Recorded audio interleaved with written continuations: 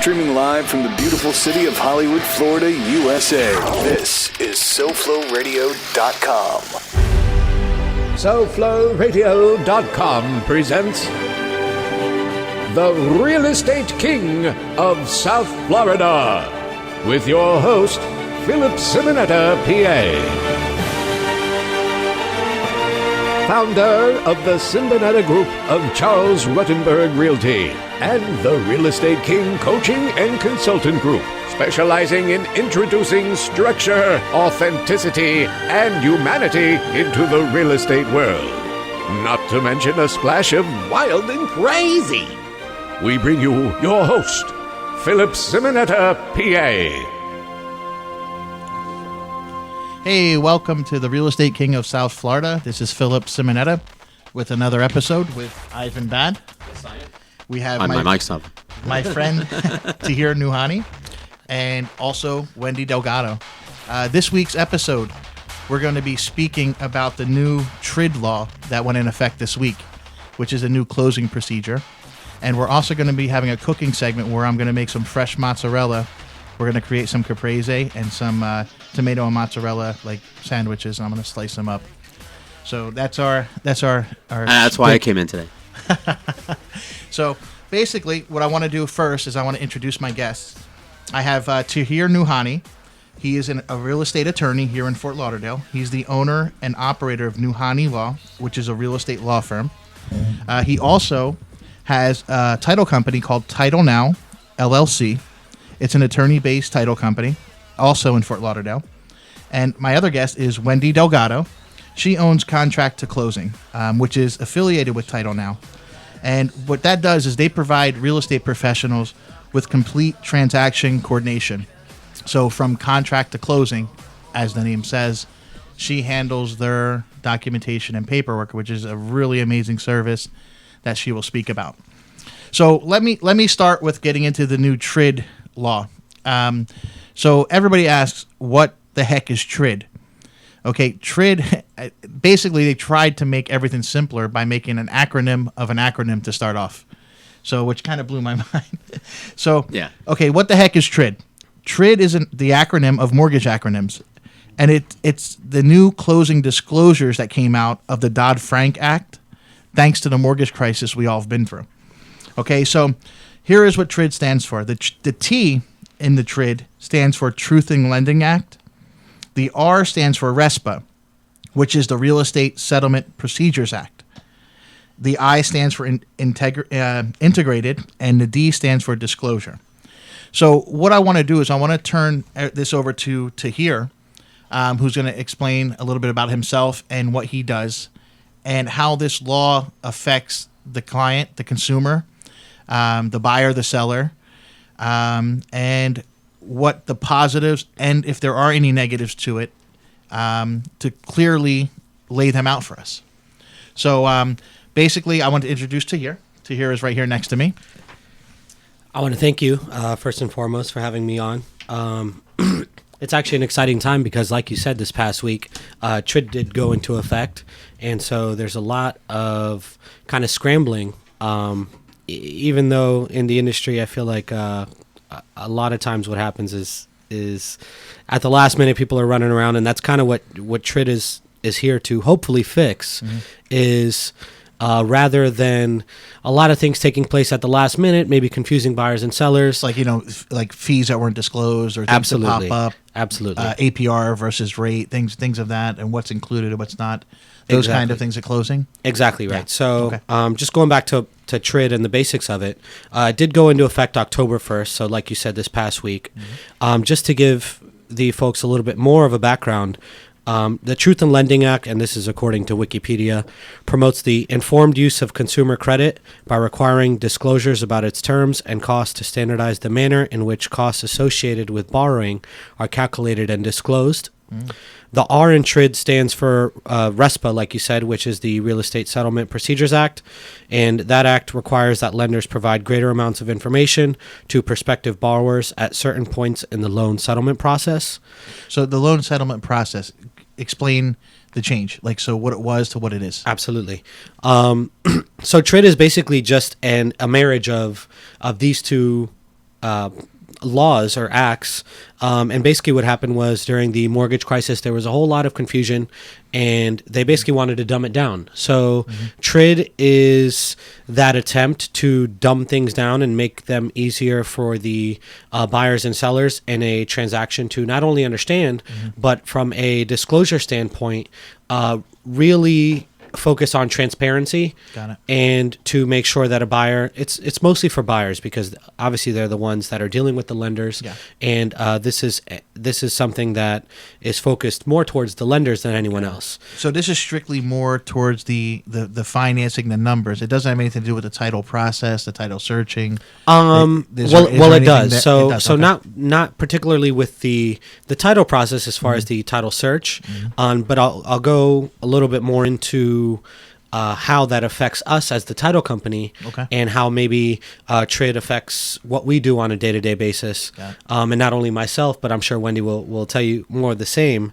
But the big difference to mortgage to a closing process, as far as the title company that handles the closings, is really the disclosure period.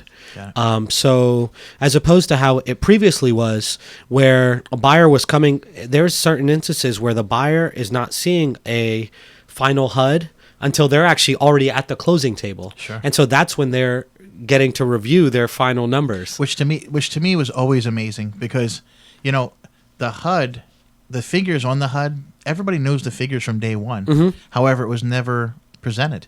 Like that could be presented right away. Right. There's no reason to wait, until you get the closing docs to prepare the HUD. I mean, yeah, you need that to get it to the penny, but you don't know the escrow. Well, you do know the escrow to the penny. You pretty much know all of that. You just don't have the bank fees and the origination costs until they confirm them.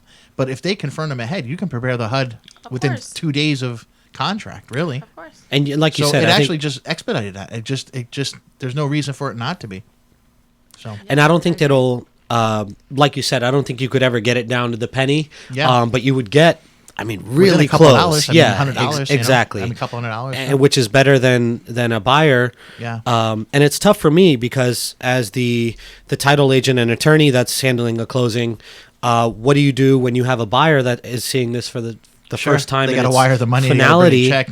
Something's not right. Or maybe there's a charge on there that they don't understand or that they didn't maybe agree to, or that's something now it's kind of on my conscience, and it's my responsibility to explain these things to them. So up to this point, I mean, on a refinance, there was always a 3-day rescission. Right. So, but up until this point, till this law went into effect, the buyer kind of got stuck. They either bought the house or they were out of contract and they didn't. And if there was something they didn't agree to, Correct. they were like out there. Yeah. So the basis of this is basically protecting them from that happening. It really comes down to two things, like I said. So to really promote the transparency, which is one, which is big. And again, it goes back to those numbers and really disclosure. That's more of a disclosure thing. And also dumbing down the actual form that was used. Yeah. Previously, it was the HUD. Now they have a standardized form called the closing disclosure form, which does a better job, I think, of breaking down the charges for buyers and really itemizing things on the settlement statement so that they know exactly where their money's going. So the HUD doesn't exist anymore; it's gone. Exactly right. Well, no, that's not completely true. Okay. Because the closing disclosure form is typically only going to be enforced when lenders are involved. Okay. So on a cash deal, we would still use the HUD. Is it all purchases too? Is it second homes and vacation homes? It is, yes. Or is it just? It's not just not primary residences. Okay. No. Any purchase transaction. Exactly. Commercial as well, or just commercial as well. Okay, great. So it's really aimed towards the lenders and creditors. So if you do more than 5 loans a year, if you're a lender or creditor, you are obligated to abide by these rules and have all these things in place, which some of the things are you have to have a new loan estimate delivered within 3 days after the loan application is submitted. Got it. Which that again, was like the good faith estimate prior, correct? Exactly right. So now there's a different form. Exactly. Okay. But it just really goes back to promoting the same things: transparency. We want no surprises at the closing table, which is really what this promotes. That's amazing, and I mean that's how it should be from day one. And the one thing that I'm actually impressed and happy about this law going into effect is it's going to eliminate a lot of the the shady characters, a lot of the companies that are out there fly by night and just getting the job done and just running and doing it. It's going to eliminate them from being in the business just because of the process. And it's going to take more work and more time, and I think it's going to even eliminate some of the negative realtors who are just, out there doing 2-3 deals a year and are completely unprofessional, which we all run into. We all have those instances. So real quick, let me just get back real quick. Yeah, I just want to go back into the definitions. I just wanted to, as you go, I wanted to bring that up just to kind of put it in layman's terms, because everything there is putting it into the language of the law. So, I'm just asking as an average person would ask, hey, what does that mean? So, yes, continue where you left off. So I think the biggest difference, and I think this is it's probably the best thing about the new TRID, and at the same time, maybe the most difficult to maneuver around, is, again, you have the new loan estimate, which must be delivered within 3 days of the loan application, which, like you said, takes place of the GFE or good faith estimate. Sure. More importantly, again, situations like we said where a buyer was maybe getting to the closing table and seeing the HUD for the first time, or getting the HUD. Typically, they would say it has to be to the buyer 1 day ahead of time, but they don't really have specific time. So let's say you might get it 5 p.m. on Tuesday, but you're closing at 8 a.m. on Wednesday. So it's not really a whole day before, Sure. So with the way that the TRID is working is the closing disclosure form must be supplied to the buyer 3 days in advance. Just a disclosure form, not the docs, not the... just basically the final figures, which is what they care about. So the docs and all that stays the same? They get that, the docs for the closing... That would all stay the same? Just the TRID form? Exactly, which is the closing disclosure form, which takes the place of the HUD. Got it. So that has to be submitted to the buyer 3 days. Signed off on, I assume. And 3 days prior, exactly right. Sure. Which is nice for me as the title company, because when I'm at the table as the attorney, again, it's all alleviated. There's no more, but my loan officer told me that this rate was going to be this, or this price was going to be this. So you're no longer that buffer in between. Exactly right. Getting stuck, if there's something that's not right, you're the one that has to explain. Right, which is, I think, a benefit of, obviously, the form, which certainly benefits buyers, because, again, there's no surprises. 3 days in advance, exactly to the penny, how much you're going to need to wire. You're going to get to review everything, and again, there's not going to be any surprises, because what happens is that, and it might not seem like a big deal, but you're at the closing table and a fee is maybe a couple $100 off. Sure. You're already at the closing table. You really want that house. Can't redraw the docs. Can't go through. Yeah, exactly. Sure. You're not going to probably make a big deal out of it, which I think is completely unfair. Yeah, I agree. So eliminating that whole aspect, even if it's off by a couple bucks, I've seen that happen all the time. Sure. It's off by a couple dollars, and they're like, you know what, just forget about it, because everyone's at the closing table. Yeah, they want to close. They want their new home. They want to move in. Exactly right. And a lot of the people out there, a lot of the not so authentic companies throw those things in there, and they know that's going to happen. Absolutely. So that's gone, which is great. I've been at the closing table many times where, and it's like you said, I think one of the hidden benefits almost is that a lot of the fly-by-night mortgage brokers and lenders are going to really need to tighten their ship, because I've been at the closing table with a buyer just twiddling their thumbs because a mortgage broker is still finalizing fees, or they're trying to figure out how to move around the money. Is there any if this thing happens, and is there any recording of issues now?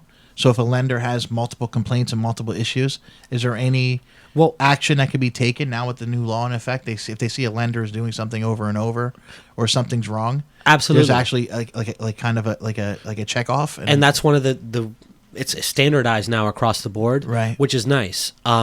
Again, there was not really these same measures in place prior. Sure. So it was almost like the wild, wild west. I mean, all these things are going on, but it's like, who do I tell? What? Especially for me, because it makes my job a lot harder. And at the closing table, everything is the title company's fault. Your job's hard enough. I mean, you're providing clean title, making sure there's no judgments and liens or deed transfers and things that are done off the cuff. Sure. And you have enough liability, and you're trying to put a deal together, and you're now becoming a buffer.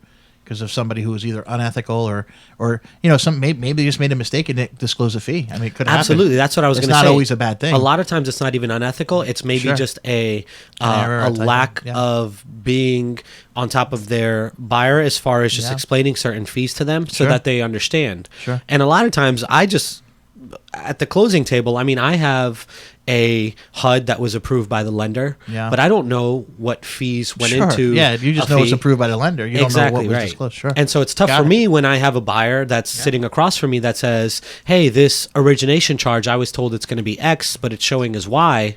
And they're asking me, "Hey, how come?" And the lender told you, "Hey, that's the number." Exactly. And the only person that would know is the lender. Exactly. Or the originator. And so another one of the good things about the closing disclosure form is that there's a lot more itemization.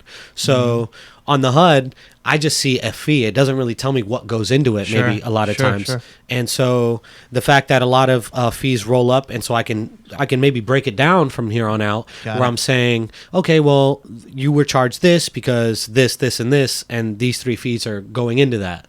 Right. And obviously they're going to have that 3 days prior anyway. Yeah, and but if just in there case is an issue, it'll be corrected. Exactly. That's cool. That's cool. Awesome. Is there anything else about the law with the other explanations of the what is this the last thing here, the exceptions? Are there exceptions on it? That's another good thing, is that as far as exceptions, there's the 3-day waiting period, which is almost non-negotiable. Right. It can only be waived in dire financial circumstances. Dire financial circumstances. They don't tell you. So, no, they don't. So what's a dire? Exactly. So it's not it's not really something that's defined. However, I imagine it to be something. For example, maybe your home is getting foreclosed on tomorrow. You know, Sure. If a change needed to be made, rather than having to wait those 3 days, obviously you don't have 3 days to wait if your house is being foreclosed on tomorrow. Got it. They might waive it in a situation like that. Sure. Divorce situation or something like that. Maybe. Exactly. So dire financial circumstances, I think. Yeah. And then obviously it only applies when there's a lender involved, so not on cash deals. Okay. Got it. Those would be the exceptions there. I'm trying to think the only. How would those exceptions be acquired? Is that something you have to get like a government approval on, or is that how would you even apply? I'm just curious. Somebody's in a situation like that and they need to get an exception. Who do you apply to for it? You know what? I think that's something that is the lender would need to kind of get approval on. So to go above them, the lender would handle that. Exactly right. Okay, got it. So I think one of the, just kind of getting into, obviously I discussed all the pros. Sure. It all sounds great. I think there's certain challenges. Got it. That are involved that I'm not sure enough people are maybe talking about. Okay. But as a real estate attorney and someone that practices this every day, things that just, as soon as this was proposed, I kind of, and I'm sure most real estate professionals kind of just saw little challenges that could come up. Sure. One of them being, not all mortgage brokers and lenders will be on their game as soon as possible. Right. So this is already in effect as of October 1st. So what happens in that case? What happens? So I think the most challenging part for us, and I'm sure this is more so for Wendy, because Wendy, on behalf of the realtors and on behalf of the mortgage brokers and on behalf of the title company, is typically who is scheduling the closing, and she's bringing everyone to the table. Sure. So right now, how it works is you have 3 days, obviously, prior to disclose. You have 3 days to get the final disclosure form to the buyer. If within those 3 days any changes need to be made, like I said, I mean, which always occur, you have to then wait 3 additional days. Got it. So kind of locking in a closing time. And you have a contract, and you have a contract date. Now, if you go past the contract date, you have to do an extension. Exactly right. And what if you have something with the buyer if the buyer wants to back out or the seller wants to back out, contract goes, the buyer still wants it, you can get jammed up there. Exactly right. So we need as realtors, we need to make sure we give enough time. You know, if we know we're closing October 31st, right, on or before November 15th. Exactly right. You know, and it gives us a way, even though on or before November 15th, it gives us that extra time. Because our goal was October 31st. We can't have the contract end October 31st in this situation. Exactly. So that's something I'm going to start implementing. Hey, I know we're closing this day, but it's going to be on or before, a day, 2 weeks later. Sure. Just to give us time. Because you never know. Because, we can't choose the lender for them. You know, Right. the buyer's going to choose who they want. So if they choose a lender who's not up to speed, we have no control over that. You as a title, me as the real estate professional. And I think that's the most challenging part, so right? Now we run into someone who wants to use their own lender, and you know, we can refer lenders to them, but we can't say, hey, use this guy. Yeah, exactly right. So, you know, RESPA law, you know, we can't push any, you know, we can't, I guess, what's the terminology for that? Can't we can't steer steer. It can be, business. We or can't be steer 'em. compulsory, right. So basically, you know, we can give them 2-3 options, and then they can go where they want. Sure. But they want to go with Bank of America, they deal with. Yep. And if Bank of America is not up to par, or whoever it is, you know, any lender out there, what you'll run into is that. So that's the hard part for me. Exactly. It's kind on of a my side. double-edged sword because Yeah. on one hand, the stakes are raised higher, far Right, higher. which is great. Awesome, because Right. it protects the buyer. However, not every lender Got it. is going to be on their P's and Q's. Got it. To where, and when they're not, I think it really affects everyone else in the transaction. absolutely. Buyer, seller, realtor. And again, like I said, this is more so for Wendy and us as far as when we're a title company and we're closing 3, 4, 5 deals a day. Sure. It's much harder to schedule them because again, you can't really lock in a time or a specific date almost because it's like Yeah. you said. I know we want to close October 8th, but hey, it might be on or before October 15th, you know? Right. And so when you have Wendy dealing with the buyer's agent and the seller's agent, and it's tough to almost say, hey guys, you almost have to give them a window rather than a time and say, I think that's what it's going to come down to. almost a day and say, hey, we're closing on October 7th. Yeah. When? I don't know yet. Yes. Yeah, get that. Yeah. And so it's tough when, as me as the title company, when you that. have maybe 2 or 3 that day, Yeah. and you can't really give anyone a time. So you're almost Yeah. flying by the seat of you your need pants. 3 conference rooms. Exactly right. Yeah. So basically, in closing on that, is there anything else that, I mean, I see the pros, the cons. All in all, it's good.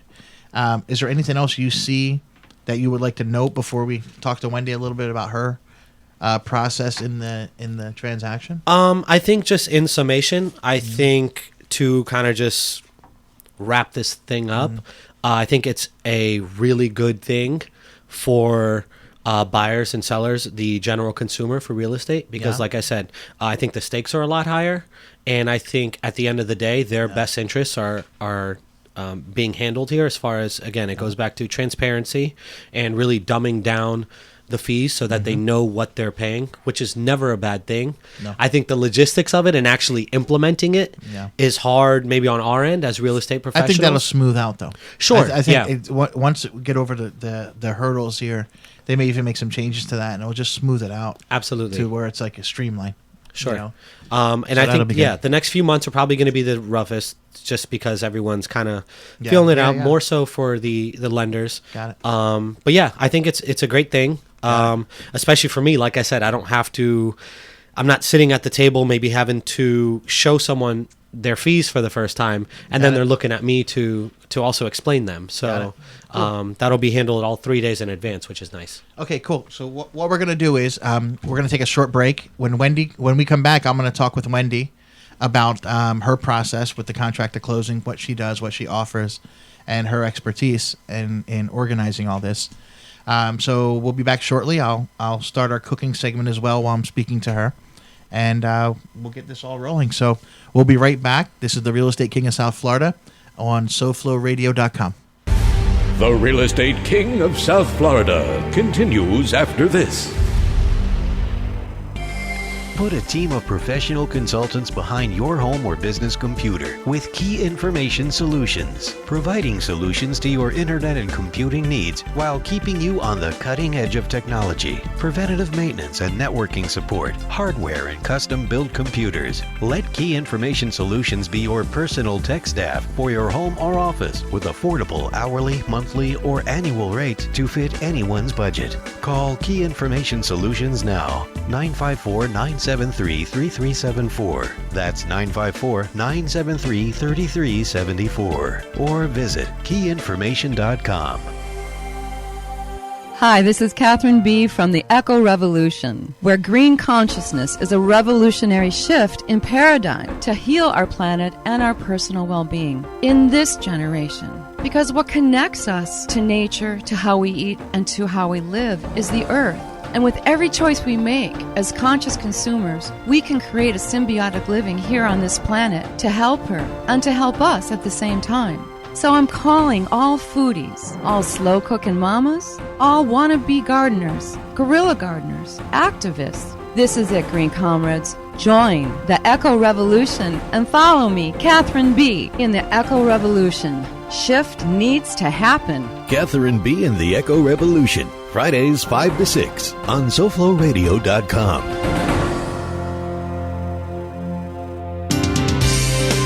Are you sick and tired of the real estate unprofessionals? Good, so are we. Visit us at agentofluxury.com to see how we can help you. Now, back to the Real Estate King of South Florida. Hey everybody, welcome back to the Real Estate King of South Florida. This is Philip Simonetta once again with Tahir Noohani and Wendy Delgado. What I wanted to do in the beginning of this segment, I just want to explain what we got here and how we're going to start. What do we got? Making the process of making some fresh mozzarella. So what I did prior to setting up here was to take my milk curd and I sliced it into even quarters. What does that taste like just by itself? It's just like milk. It's it's just basically milk turned into curd, and it's just hardened. Looks good. I sliced it into even pieces. Okay. Don't eat it; it'll be really bad. I mean, it's really. Go ahead, try it. Try a little piece. There's nothing. It's like hard milk. There's nothing to it. No. Not bad. I can put that on a cracker. So basically what we're going to do, I cut these pieces up evenly. And you take about, I would say, 1.5 gallons of water in a pot, 2 separate pots. And use about 3/4 of a cup of salt in each pot. And I'm going to explain to you as we're going how that's done. And what we're going to make, like I said, I'm going to cut some caprese. And we're also going to make a little bit of like tomato and mozzarella, little sandwiches just for us to nibble on. So before I do that, I want to introduce Wendy Delgado with Contracts to Closing. Yes. And I want her to talk a little bit about what she did. It's her company. She founded it and created something that was needed in the real estate industry. So Wendy, take it away, and let's talk a little about what you do. Thank you, Phil.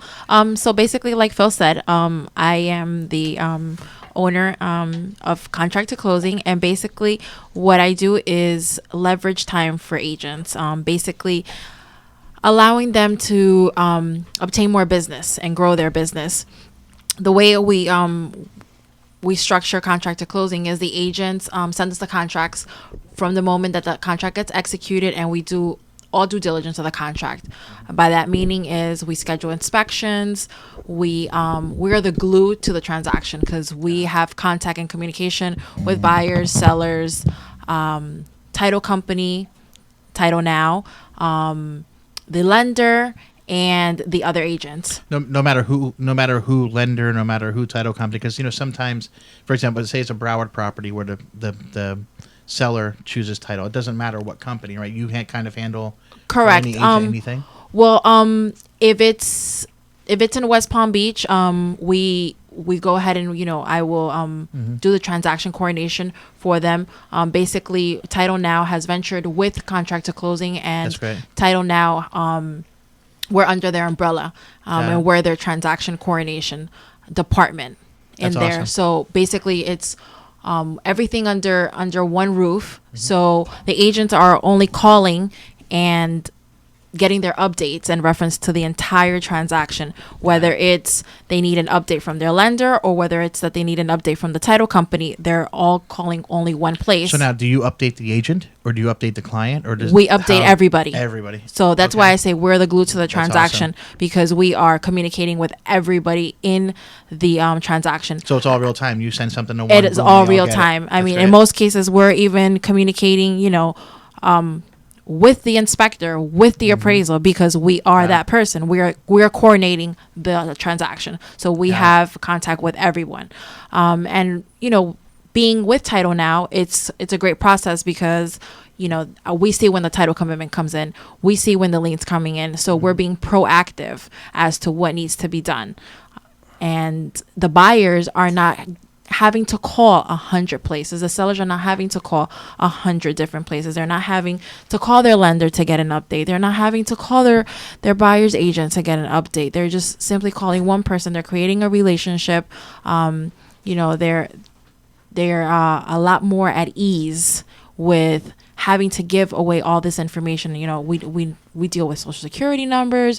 We are dealing with their financials. So there's not so much back and forth going on.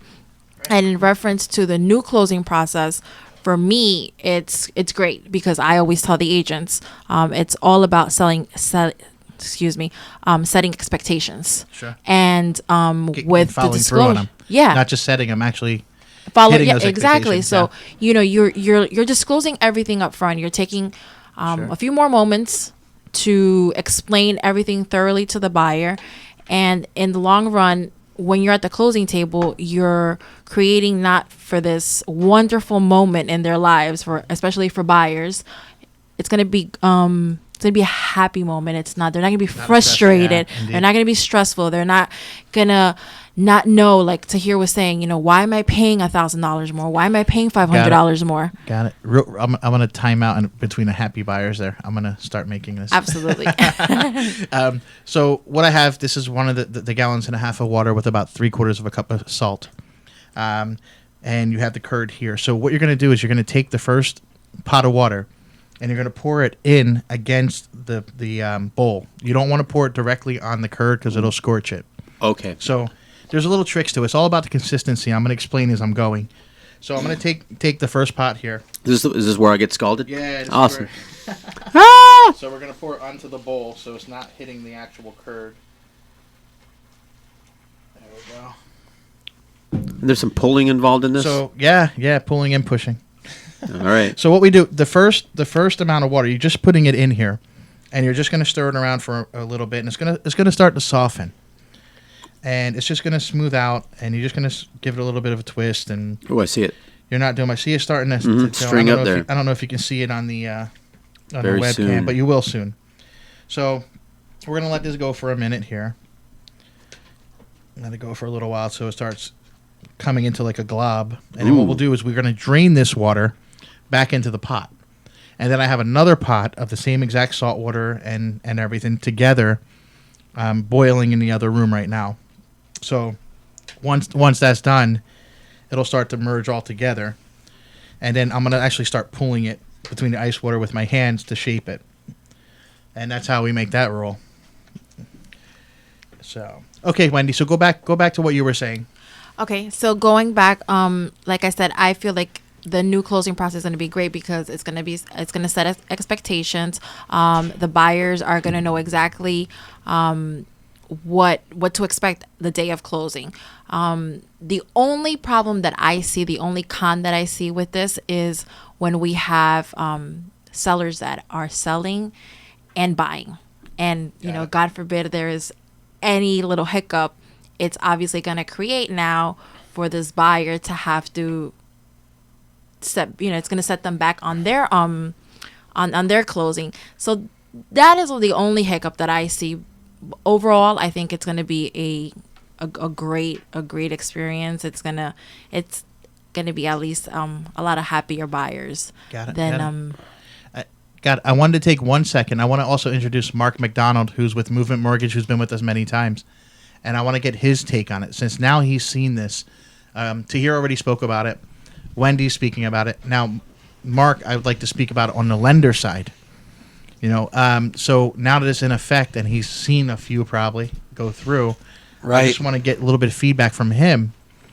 And then in the meantime, I'm going to drain this and start making a second batch. So we heard from the attorney from the title company. We're hearing from Wendy on the processing side. Me on my side. See, the real estate agent, it doesn't really affect. The real estate agent, it's more of timing with the contract for us. This is more on the back end of the deal. It's not really anything for us to handle other than being prepared for extensions. Or, like I said, if the deal's going to close October 31st, instead of saying it's closing October 31st on the contract, we can just say on or before November 15th. And in that way, it gives us time in case there's any issues. So we don't have to go back and get addendums signed. Right. Or there's no way for the other side to back out of the deal. Phil, I wanted. So- I'm sorry, Mark. Before, So go ahead. so there's a new FAR contract that is rolling out. It already is. It's already out, actually. Yeah, So I there actually is reviewed it not. today. Yeah, it's not gonna. There's not gonna be so many extensions because Right. if it pertains through the disclosures, Got the it. contract automatically extends itself. Got it. So that's for us as transaction coordinators is going to be great because it's going to eliminate so much of the addendum writing. So I just wanted to point that out, Mark. Yeah, no, I appreciate you guys having me and getting an opportunity to kind of share what we're doing so unique and different at Movement. But yeah, as far as how it works on our end, it doesn't change our already awesome 2-week closing process, because what we're going to do is send this closing disclosure at mid underwriting review, which is about halfway into our process, about 7 days into our process. So, and we made a business decision, and this is where I'm asking all the other lenders to step up to the plate and eat the cost like we're going to do if it changes. Because in my opinion, it's absolutely ridiculous that we have an entire industry when we know what the purchase price is, we already know what all the costs are at the beginning, that seriously, we needed a law to be able to tell the consumers more than 3 days ahead of time to close a loan. I think it's ludicrous. I'm so glad that this is in place. And I think all these other Yahoo lenders out there that extend closings from 30 to 40 to 50, 60 days out, they can't even close a loan in 30 days in the normal process. God forbid that they try to figure out what the costs are if they started at the end. So what we're doing is we already know what the costs are at the beginning. Right up at the front, we're getting the pre-HUD from the title companies, and we're already calculating from the day that we get the contract, working on the numbers. And then what we do is we wait about midway to see if there might be any other additional changes or any other receipts that come in for a pest inspection or something else that might be needed for the loan. Our appraisal already been, so we got all those numbers. And then we're going to send out the closing disclosure, and guess what? We're going to eat the cost if it actually changes as a lender. So we don't have a time frame that we have to worry about with all the other lenders starting the process at the clear to close, which is basically 30 days in. So if you're a real estate agent, I'd like to disagree with you. I'd say that as a real estate agents need to get involved with who their buyer's lender is and say, you know what, if this lender, this bank, this person starts their closing disclosure at clear to close, which is at the end of the process, which is going to cause it. So I think that realtors need to step up. We actually had that. We actually had that conversation just before you came in about how we're trying. Like, we can recommend lenders, but if they want to choose their own lender, we got to make them aware of that and then contact the lender directly to discuss that. Yeah, but I think sellers are going to get more involved and say, no, oh, I not agree. that lender. I think so. So, I mean, once it gets determined who's good, who's bad, you'll see blogs, you'll see it all over the internet, Yelp, this thing, that thing. I agree with you. Yeah. But see, it's going to take some time to get through that, like we've done a lot of transactions together and use other lenders. But, the other people that I know that you use are good. Good producing real estate agents get involved and do tell their buyers, this is the things you should watch out for that lender, and this is the things that I would recommend. These are people that I know actually executes more times than not. And what I think the industry needs to do is real estate agents needs to get more involved. They need to let their buyers know that lender will start their clear to close at the end, and then they're gonna, and I'm sure you had mentioned it, they're gonna actually mail it out at clear to close, which is a 6-day process, not a 3. And so what that does. What do you see as the downside of that? I mean, the downside of that is going to be time, right? Contract wise. Well, I mean, lots of things. So you got a lock that's industry standard is set for 30 days. Sure, that's a big. So now who's going to pay that cost? And God forbid that changes. And then if you're doing all the numbers at the end of the process, that's an interesting thought. I never thought about that because that's controlled by the market. Yeah, and that changes APR if you're charging a borrower for an extension on a contract. Yeah. And, what's their solution for that? Like, I mean, they had to know of that being a problem. They reset. Well, from.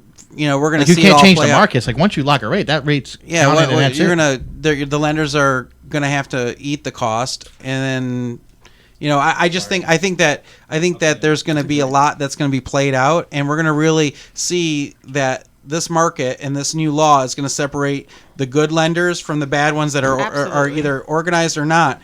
and so I'm very excited about it. I've been begging for it. I've been waiting for it. I was depressed that they actually extended it, because this was supposed to go into effect a couple months ago, August 1st, right? August 1st, and now October 3rd. I'm like, no, because we were ready, and I was ready to dominate market share. Come on, we're TRID ready, and we're closing more than 75% of our deals in 2 weeks. So bring it on, lenders. You don't know how to do your job? Well, then you bring it over here to Movement Mortgage. I love Mark, man. It's actually, I think Mark is exactly right, but it's a lot like we spoke about. I think the biggest change is that more so on the lender side, the cream is really going to rise to the top. See, this is interesting because we had a conversation from the title side, from the real estate side, from the processing, but him from the lender side just totally made me understand a little more, right, of it.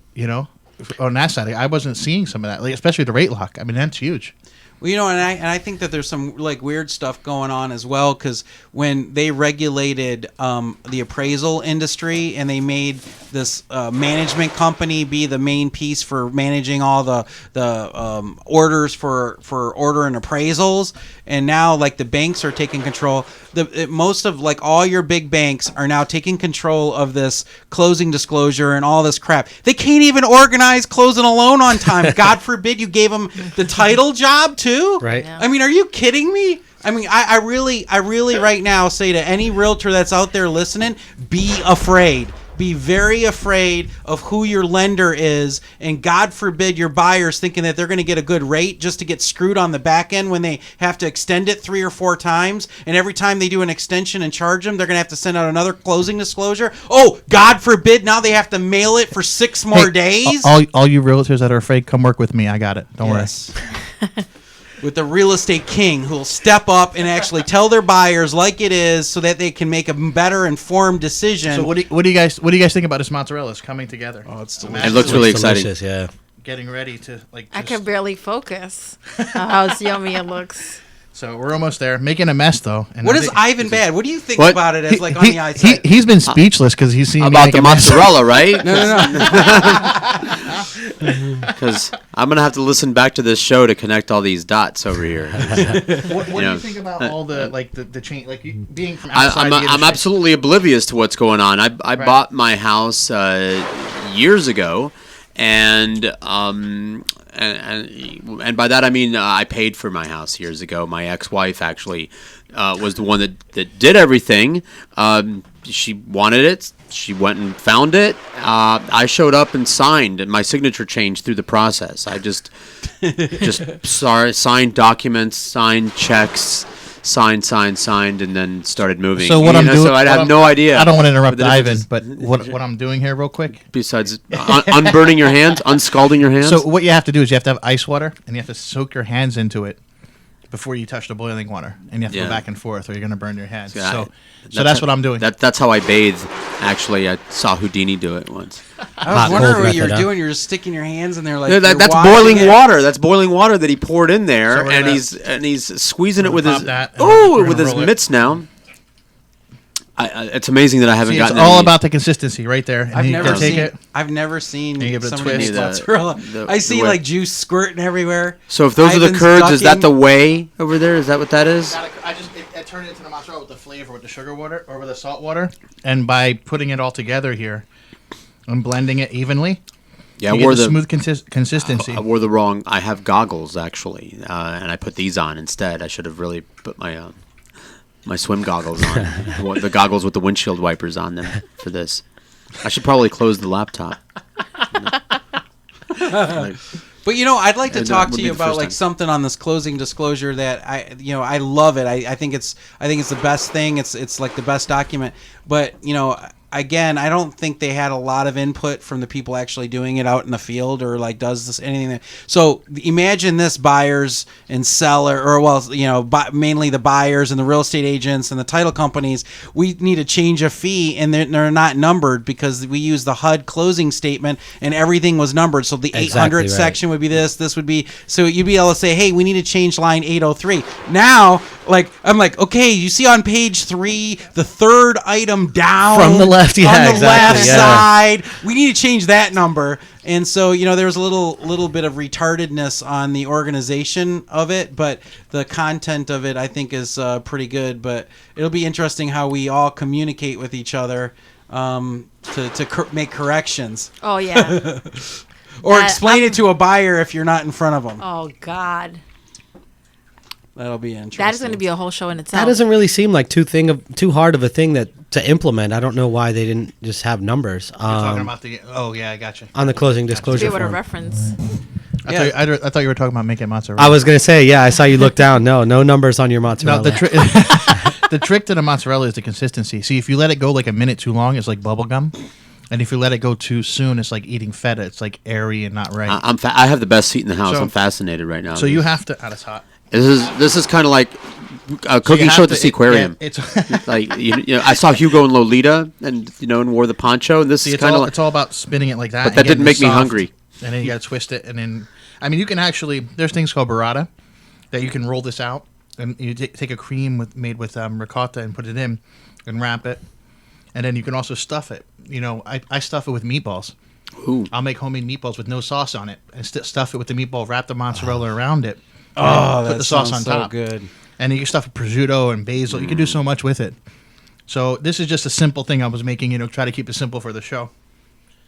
Beautiful. So that's that. Okay, so All right. what we're gonna do is we're gonna take a 5-minute break. I'm gonna clean all this up, and then we're gonna come back, and we're gonna close out, talk a little bit more about the trip. I mean, trid. They should have called it trip. Exactly right. So anyway, we'll be back in just a minute. This is the real estate king of South Florida, Philip Simonetta, coming from SoFloRadio.com.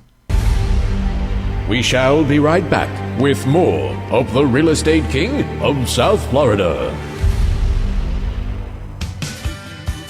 Hi, this is Zaina Dagaya, and I'd love to share with you about my good friend Nicole of Legit Fitness in-home training and yoga. She's a certified yoga teacher, and she's an amazing and experienced trainer that can design a program to fit your specific needs and goals. She's so cool. She's super committed to making fitness and health fun and accessible for everyone. Plus, your first week is free as a new client. Here's how you set up your first session. Either call 305-335-5590 or visit www.getlegitfit.com.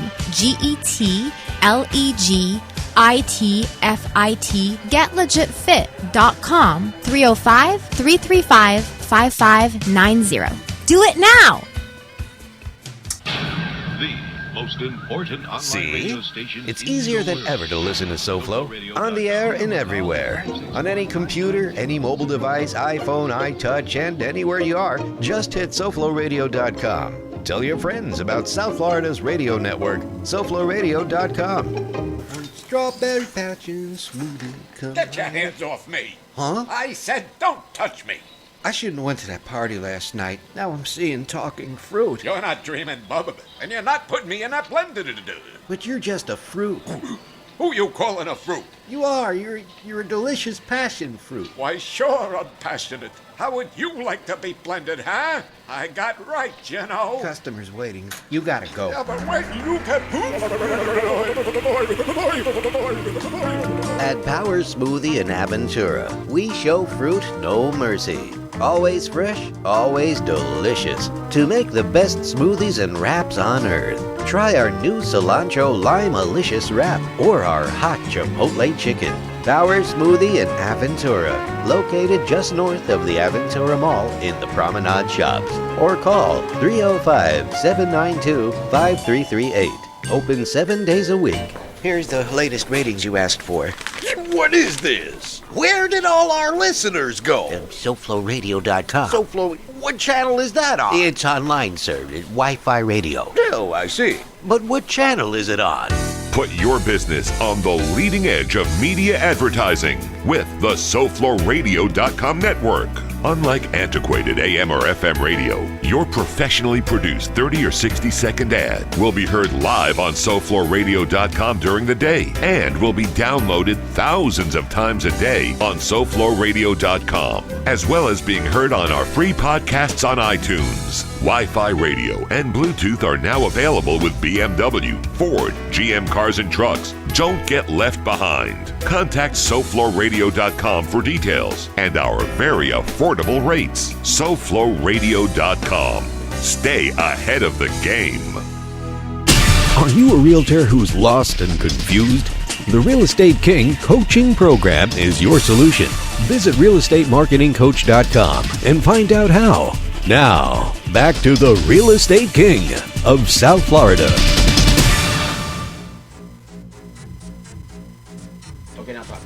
Hey everybody, welcome back. Mark is going to finish his comment about the TRID, and I'm going to finish preparing here.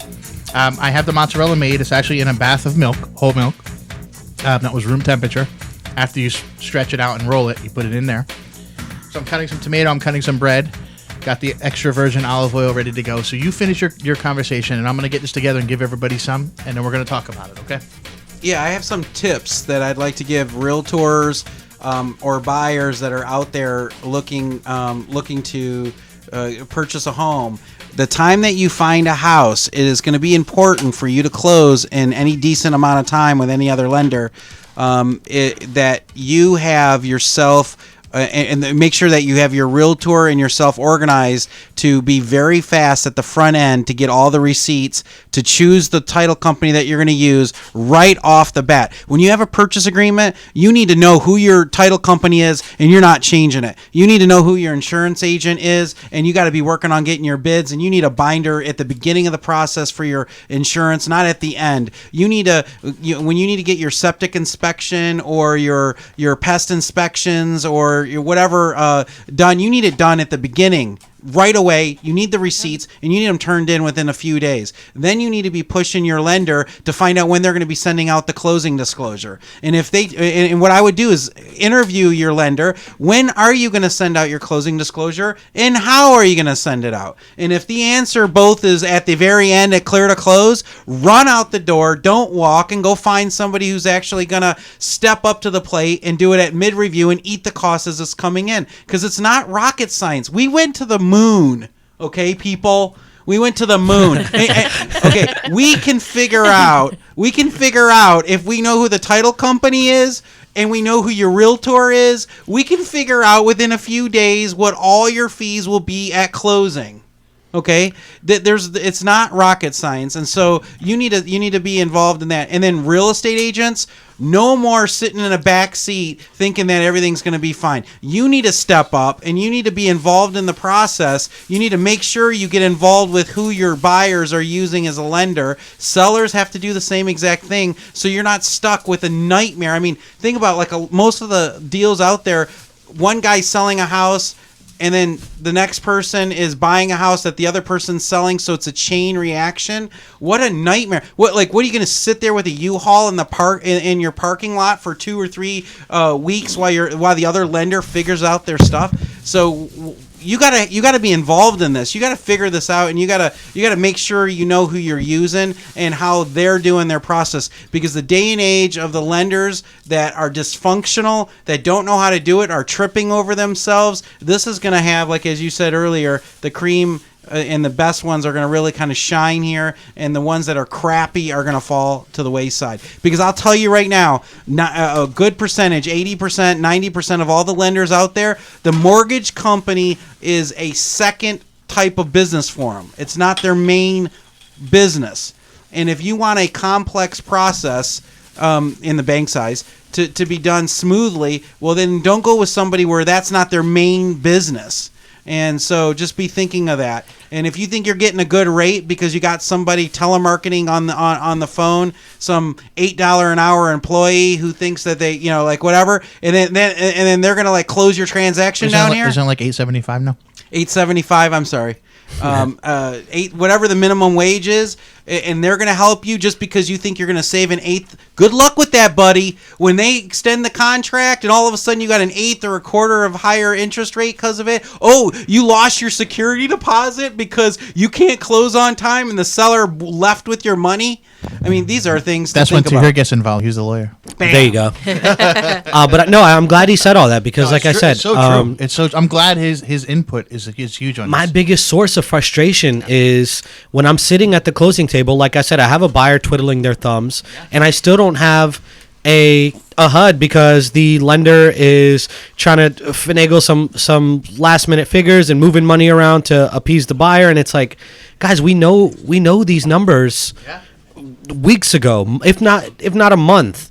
And so why are we here? And it's challenging for me being at the closing table because, again, like I said before, the buyer doesn't know who's to blame for every single problem that goes on during a closing, but they know when they're at the closing table and they're sitting across from me and then they're at the title company, I'm typically who has to provide these answers for them. And a lot of times I don't, because a lot of times, like I said, it's fly-by-night mortgage brokers that they may have chosen that make everyone's job much more difficult. And so it's back to what I said was there's really going to be a lot more transparency, one, and the cream is really going to rise to the top. The people that are good at their job will do great. And so that's what I'm excited for. Everyone that I know does a good job on the lending side is excited. The guys who I'm worried about that I've dealt with in the past are reason being is because I know how they operate and this is going to be a nightmare for them and their buyers who maybe get to a couple days before closing and all of a sudden it's they're going to have to wait 3 more days because of the fact that the people they entrusted to really do their job didn't. Yeah, it's because they have their checking account with them though. Right, exactly. They lose a $10,000 security deposit. How do you like that? You want to keep your checking account and do the loan with them? Because the teller's cute. Oh, the teller. That's just all about the. So, all right, guys. So you all have your food in front of you. This is wonderful. Incredible. Has anybody tasted? I mean, I haven't. I mean, I don't remember when I've had better mozzarella, and I've been, to the restaurants where they give you this as the appetizer, and it's cold. It's it's out of the fridge. It's cold. It's rubbery. Not this though. Not at all. So here's the dilemma. Like I used to have restaurants and nightclubs and stuff in Philadelphia, and I'm working on consulting one right now. We're opening up. It's going to be off a Riverwalk across from Briney's, in the yacht club building. Going to be called Java Lounge. Probably in like November, December. But this is something I do. I'm in the process of finding a location now to open up my 24-hour sandwich shop, like I had back in Philly. I love this idea. And what we did was, we had like 10 or 15 different sandwiches, and that was it. And I have people who used to work for me in Philadelphia in my shop there that want to move to Florida. So basically what I'm doing, I mean, it's going to be my name and my business and the business, but what's going to happen is it's not going to be me running it, obviously, because real estate is my thing. But it's a second business I want to open to bring them down and give them some interest into it, and also, possibly with a partner. And so I want to get that all together, which is in the process right now as we speak. So it'll be a 24-hour sandwich shop, everything made from scratch, just like this. Oh, man. That's awesome. So it's awesome. There's going to be nothing like it. I mean, it's just going to be what I had in Philly, which we were voted best of Philly. Fox 29 News, and back in 2009, you can Google it, and it all comes up. We're on the street, and I talk to people, and they're like, well, Philip the Philly guy. And they're like, you have a reputation of doing it up like all the New York, New Jersey people, man. They all know. Yeah. So that's kind of, I just do it. I put my mind to it, and I do it. There's nothing getting in the way of it. So the reason I'm doing the cooking segments here is I want to introduce people to what I'm doing.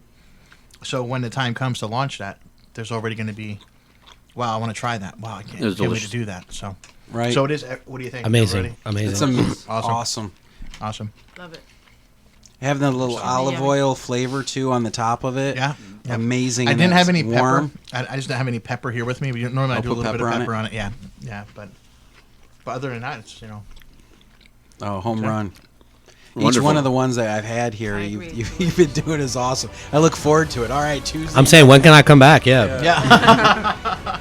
Yeah, right. Because when you had hummus, you had the feta Yeah, dip. hummus, You didn't yeah. have the. Did you have the sauce? Were you here for the sauce? Yeah. Yeah, no, I was here for You the were here for the sauce. sauce? Yeah, Yeah. I was here Yeah, too. yeah. Yep. That Homemade came out tomato good. sauce. That came out it was pretty good. awesome. With the That's it. We'll be ravioli. here every Tuesday. Ravioli. We did ravioli last week when I Yeah. made the homemade Oh, sauce. I It miss was ravioli. good. So yeah, it was great. It was Came out great. I I had had like to. 2 or 3 servings of it, I think. I went to see Kraftwerk. So good. So No, it was great. I think it was great tonight, guys. I really think everybody did a great job Yeah, man. explaining the process, what's going on. My mouth is full of food, so I can't talk. Right. It was really great. I liked it. So- I really liked hearing Mark your The your lender view, point of view. Yeah, your lender point What? was great. Yeah. What? Sorry, I was just saying the lender part. Your view on it was great. Right. Awesome. So, all right, we're going to wrap it up. Our time is up for this week's episode. Next week, we'll be back Tuesday, 7 p.m. A little bit of surprise. I'm still trying to think about what I want to cook. If anybody has a suggestion, you can email me. It's philsimonetta@gmail.com. I'm going to be emailing a lot of suggestions. I have a suggestion. I mean, I just want to come back and eat. Don't matter Right. what. Awesome.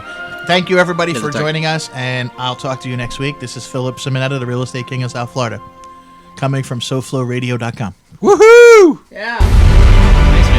You've been listening to the Real Estate King of South Florida, Philip Simonetta, PA. The Real Estate King can be heard every Tuesday from 7 to 8 p.m. on SoFloRadio.com.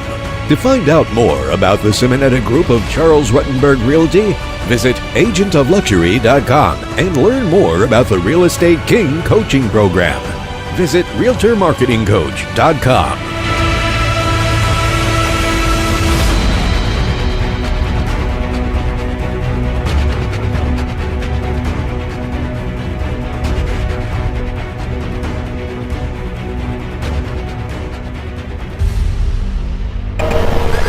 Streaming live from the beautiful city of Hollywood, Florida, USA. This is SoFloRadio.com.